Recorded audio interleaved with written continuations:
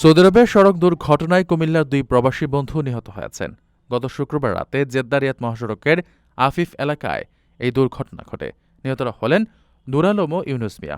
নিহত নূরে আলম নাঙ্গলকোট উপজেলার বটতলী ইউনিয়নের মৃত খলিলুর রহমান সওদাগরের ছেলে, আর ইউনুস মিয়া চৌদ্দগ্রাম উপজেলার শ্রীপুর ইউনিয়নের সাবির আলীর বড় ছেলে।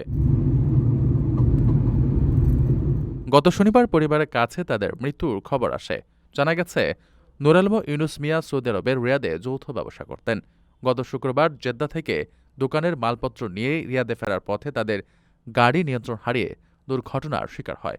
এতে ঘটনাস্থলে দুজনের মৃত্যু হয়। চালকসহ আহত হয় আরও 2 জন। এবারের কোরবানি ঈদে নূর আলম ও ইউনুসের দেশে আসার কথা ছিল। সৌদি আরবে অবস্থানরত এক প্রবাসী জানান, 2টি গাড়ির মুখোমুখি সংঘর্ষে নূর আলম ও তার বন্ধু ইউনুস মিয়া এবং একজন সৌদি নাগরিক মারা গেছেন। গাড়ি চালকের অবস্থাও আশঙ্কাজনক।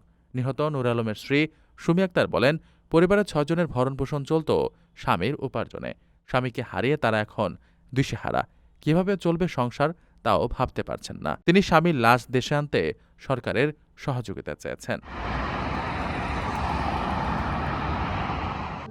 প্রবাসীদের জন্য নির্মাণ হচ্ছে দেশের প্রথম স্মার্ট সিটি, যেখানে থাকছে স্কুল, মসজিদ, হাসপাতাল, সুইমিং পুল, হেলিপ্যাড, পাঠাগার, জিম, সুপারমার্কেট, শিশু পার্ক সহ সকল নাগরিক সুবিধা।